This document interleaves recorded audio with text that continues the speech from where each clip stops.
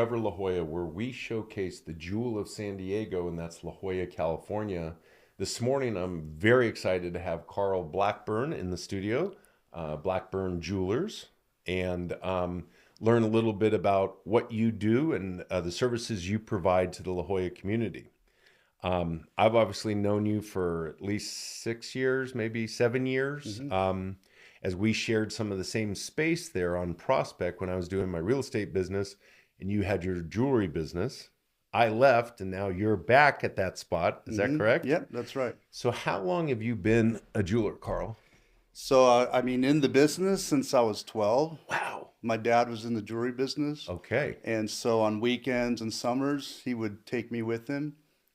He did a lot of traveling because he was an estate buyer. So Okay. he was one of these guys in the 70s, even where you would put the newspaper ads and, go into like A home. an area for the weekend, set up in a hotel room and do buys. And so during the summer, I would go with him.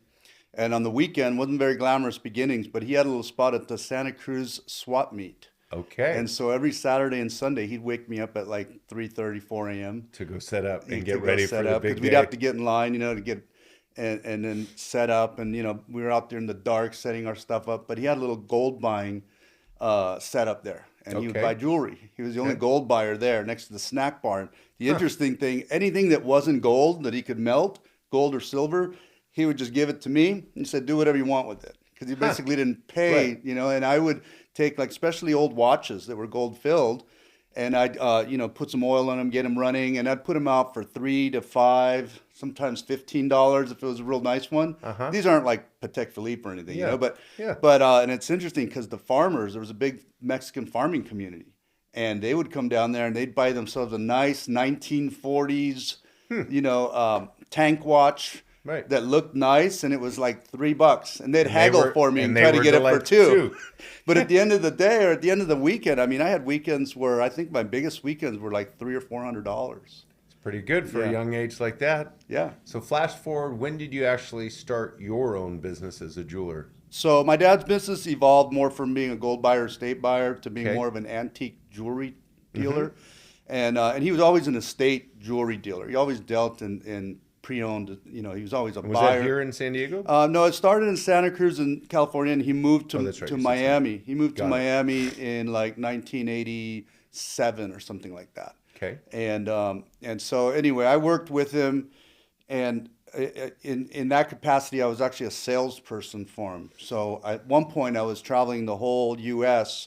with a big bag of antique jewelry, and on weekends we would do these shows. We didn't set up at shows. We would go there and sell to the vendors at the shows, at the antique shows. Like, you'd have an antique booth and they'd have a little showcase of their antique jewelry. These people usually owned antique stores around the country. And they would set up this booth, and we'd go and sell the jewelry that we bought from the public. We would sell to them so they could sell to their customers. So that's pretty much how I started. But I got into actually making jewelry because I think it was like 1994. When I was out on the road, I came back to my dad. I'd be out on the road for about 6 weeks at a time, and then Yeah. I'd come back to Miami, where we lived at the time, and I'd say, "Dad, every time we get one of these pieces, like a certain kind of necklace or a certain eternity band, engraved, pave, platinum, every time we get one, they sell out. We never can get enough of those, them. right?" And then he said, and I gave him the idea. I said, "Why don't we just start to make some of these?" So we Right. started making some in Miami, and then later he sent me a couple years later to Thailand. I started making some there. Wow. And it was a pretty good little side business because we were kind of filling the holes. Obviously we weren't going to remake a Victorian elaborate piece with all kinds of jewels, but a simple eternity band with engraving, it was kind of a staple item. So that's when I got started my manufacturing in about 94, 95. And then once I got a taste of that, I made something, I sold it, we And it made a worked? little money. Yeah. It's actually a different, there's the sales euphoria that you get when you make a sale, but there's also another euphoria when you make something successfully, create something. Right. And so it was like a double euphoria. Huh. I made How the sale, I got satisfying the as order, an but now I artist. actually, and it wasn't really art at the time. It was just a matter of trying to get it right, the Got right it. thick, because there's a lot of things that can go wrong, and make sure the quality, like it would look like the antique. We didn't try to pass them off as reproductions. They were Right. new rings, but Right. But so then later, like anything, people say, well, can you make me this? And you're thinking, well, I've never made anything like that, but sure. Right. And then the challenges come in. Now they want little sapphires, and now they want triangular French cut custom lapidary. And as things get more and more complicated, you just keep saying yes. And one day you realize, like, I'm making all of this really difficult jewelry, and sometimes it doesn't even pay off, because if you're making just one of a kind, one piece, and it takes you too long, or you have to invest yeah, too much raw exactly. material or whatever, and you didn't budget for it. No, I mean, that's all I do. I hardly ever say no to anybody, It's all mostly all custom. It's mostly custom what I do now. Yeah. And what a great spot to work, La Jolla, California, Yeah. right? No, it's perfect. What are the reasons you love working and operating a business in La Jolla? Well, I mean, we have a really nice dynamic there in the village. I literally live 5 minutes away, five houses from Windansea Beach. That's great. And then, like if I having a stressful day, I can just walk out and walk down, take my shoes off, Yeah. and go put my feet in the sand. Yeah, I mean, literally, the back of your office just looks right out over Right. La Jolla Cove and the ocean and the palm trees. If I've had a great day and I want to celebrate a little, my girlfriend and I walk down to Eddie V's or George's or something, and watch the suns. I mean, there aren't a lot of places, and I've traveled all over the country to jewelry stores, and there are some really nice jewelry stores in like really drab, ordinary locations, right? And right. kind of like almost in the countryside or on the outskirts of town.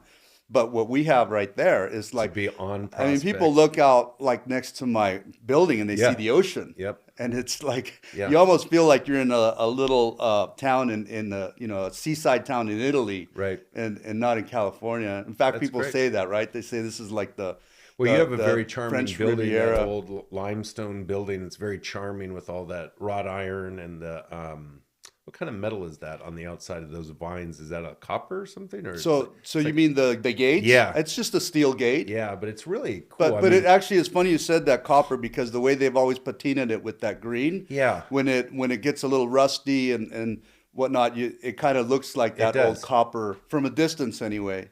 it does. And we leave it old, partially because it's so hard to restore, like to take the door off and sand it down, but it rusts over and we touch it up, and it's part of the charm. A few spider webs in there. So you're doing custom jewelry. Mm-hmm. So you're dealing with necklaces, you're dealing with rings, you're fixing people's watches, you're creating watches, custom So watches. not you're- too much in terms of watches, other than, if somebody needs a repair, I You can take it do it. in, and I have a watchmaker Do that I it give and it to. handle it. Okay. Yeah. So, but and obviously, if somebody is looking for a certain watch, I'll Can find go it. find it. Yeah, I'll Okay. get it for them at a good price. I do get some watches in. I have watches in the window just because sometimes people come in, trade their old watch in, or they're just selling off a bunch of jewelry and want to get some new things, or just some So people watches just is just part of part it of the all. mix. Got Yeah, it. so I may have 4 or 5 Rolexes, a couple Cartiers in the windows. The gold watches always sell the best in La Jolla for some reason. The solid gold Cartiers and Rolex, I can hardly keep them in. If they're in good condition and a good price, they go fast. A day, a week, a couple weeks max. What changes have you seen like in the jewelry business? I read something about these new diamonds that are coming out of like labs. Yeah, the lab-grown diamonds. How has Yeah. that changed? So it's actually changed it a lot. Okay. So what I'm seeing now, that obviously we didn't see 10 years ago, I would say 90% of the younger couples that are coming in for an Yes. engagement ring, Yes. easily 90% are going with lab grown. I'm doing one right now that I'm meeting with after this meeting, where he wanted a blue stone, and I showed them a bunch of sapphires, different shades, Okay. and they just weren't speaking to him. And I said, have you thought about a lab grown Sapphire. No, they have that too, but the colors are pretty uniform, so you kind of they do sell. But a better option was a lab grown diamond, a blue diamond. So I'm showing them 5 blue diamonds today that if they were at Sotheby's, these are all 2-3 carat diamonds, would be $500,000 to $5 million, for And what example. are they? Oh, they're like 2,000.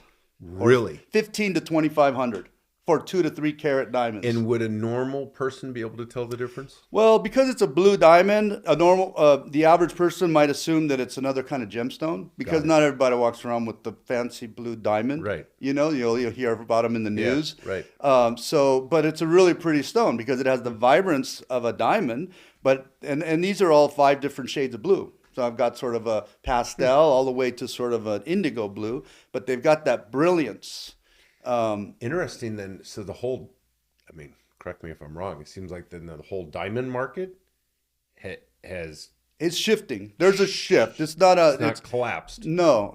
So this is there's always going to be a want, need, and use of diamonds. Exactly. So what's happening now is the 1 caraters that people used to normally, young couple they want to spend 6,000 or 8,000 they would get a 1 carat of medium quality, for example. Okay. That couple now is getting a 3 carat that would normally be 3,000, or in the case of a blue diamond, 300,000. So they're just not going for the 1 carats. They're going for 2 and 3. So the designs, more elaborate. Yeah, some people want 6 carats, 5 carats, but the average people are between 2 and 2.5 carats, around there, because it doesn't look too big, ostentatious, but it's going to be a very high quality diamond. You know, they're going to be paying roughly like $1,500 to $2,500 for the diamond alone. And they're getting something that would normally cost $20,000 or $30,000, and it looks nice. They get all of the sparkle and all of the sort of visual effects of a regular diamond. You know, a diamond you can stick it in the mud and it'll still shine. Right. You take a CZ, put it in the mud, and it turns into plastic. You know, you can't see anything. So there are properties in the diamond that are still a diamond. You know, they can hit it against something. They can scrape it on something. It's not going to scratch in most, So they've got all of the beauty and the properties of the diamond at a lower price. And there's the other factor, which is the sustainability factor, where they feel like, okay, they're not having to go out and dig more holes, or we don't know where that labor's coming from. You know, sometimes the labor is very good. Villages in Africa are prospering because of the diamond, but in other places maybe not. So they don't know. And with this, they know that it's ethically sourced. So that's a draw. You know, from what I'm finding, kind of jokingly, but from the guy, he's just very happy with the price, because he's thinking about a down payment on a house, and he's thinking about how much money he's saving.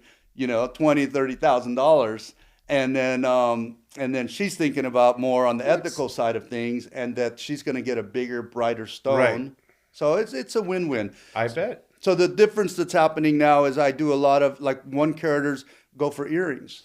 You know, sometimes people do a little pendant. Got it. Or if they're half caraters, a bunch of them, we line them up and make a tennis bracelet. So those still have a market, because there's still customers out there. Perfect example, I had a guy come in the other day, and I gave him an option. I said, look, this is a very low quality 1 carat diamond, and it's $1,500. I didn't say low quality, but I said, but it looks nice to the naked eye. Yeah. And I said, this is a really nice 2 carat, lab grown, and it's the same price, and they were both in a ring, so and he basically chose the natural one. He called his mom on the phone. He was doing like a Las Vegas thing. Yeah. And he said, you know what, I'm just going to go. So there is some market, but in general, I think that's the way it's going. Got it. And of course, people that are old school or that are more wealthy, they don't even consider lab-grown diamonds. Right. And is that how you refer to them, lab-grown, or is there a word for it in the industry? Lab-grown is still the industry. Some people say man-made. I've even heard Europeans call them farmed. I've heard some people come in. They use that term, I guess. Some of these farm-raised diamonds. And is most of your business referral and word of mouth from past clients? Are you getting a lot of walk-in because you're on such a prominent street in the village, or is it because of other marketing efforts? I'm just curious. I think most of it's from online. If I had to, I don't have a perfect way of measuring, but if I had to take a guess, I would say 60% maybe comes from online. Just people, Googling me, and I have a pretty in-depth website. I've seen the testimonials. You had many wonderful reviews. Yes. Yeah. Good. That helps, and like the Google, the business maps, Sure. or people are walking and they're searching. And then there's some people that are just, they say, I was just walking past, I saw your window and I saw a sign, because I have a lot of estate jewelry, and Yes. most of my jewelry is estate jewelry. So they'll see something that's an expensive ring and it'll be like $980. But they want an antique ring, $900, and they'll say, well, can you make me something?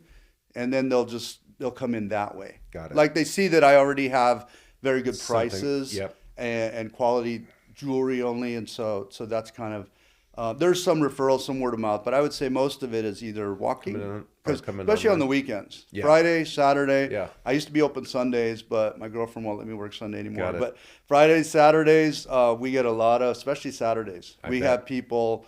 I feel like I'm in a museum. Well, you're right at the end of Fay and Prospect, Yeah. overlooking the cove. And everyone's I mean, walking on a sunny Yeah. day, and I'm trying to work sometimes on orders, and I just keep getting up. But Distracted. every now and then, one of those customers says, "Hey, tell us about your custom jewelry." That's so awesome. So engagement rings are kind of the main thing, but we also do, anniversary gifts, birthdays. People sometimes want to order a special ring or pendant or all right, earrings. here's one for you. What's the weirdest request or the weirdest piece? Oh man, I recently had a really weird one, but I turned it down. Okay. But Can we talk about it? no, we could talk about that one. It's just kind of funny. But as far as like weirdest in the past, I don't remember like a lot of weird requests. I Okay. just get some really difficult ones that I wish that I hadn't taken on. Just too intricate, too complex, too. Well, a lot of times they don't even know what they want, and they just keep they're kind of So they're feeding not me all clear. these ideas. Oh yeah, like here's 20 Pinterest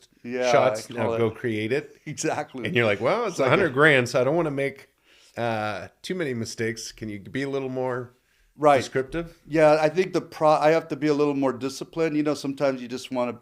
Say yes. The sales part of you Says yes. You want to say yes, course, yes, of but course.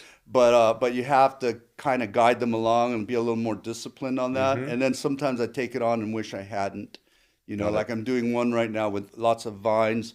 They want basically to incorporate 10 different things into one ring, and every time I like try to add that, and it's just like, but they say, but it's not balanced, and I kind of tell them, well, Sounds busy. yeah, you're putting too many things in there, and they said, well, it's almost there. So those kind of deals are hard. But recently I got one I had to turn down because she sent me the description was like 10 pages of a PDF, Oh boy. and No. and No, I And not only recommend a silver band for you, darling. Goodbye. no, but the crazy thing is she was referencing all this. Well, I want this to look more Babylonian in this respect, but I'm also thinking of this Shiva of Egypt, and it's like I don't know any. I mean, I know a little bit about history enough, but I don't know most of the stuff you're talking about. Let's So where you get weird ones like that, where their idea of like they're just going to feed you all this information, you're going to go, oh, I know exactly what you want. Yeah, I get Not it a gonna lot happen. too in my industry as well. People don't quite know exactly what they're looking for. Right. You're talking about expensive things, and you can spend a lot of time and energy. Well, thank you, Carl. It's a pleasure, having you in, learning more about what you do, what you've done, where you've been, all your influences, and the services that you provide. So stop by, see Carl. He's right there. I think it's 848 Prospect? 864. 864 Prospect, right in the heart of the village. Blackburn Jewelers, the best of the best, and the best in the West. We'll see you on the next Discovery La Jolla podcast.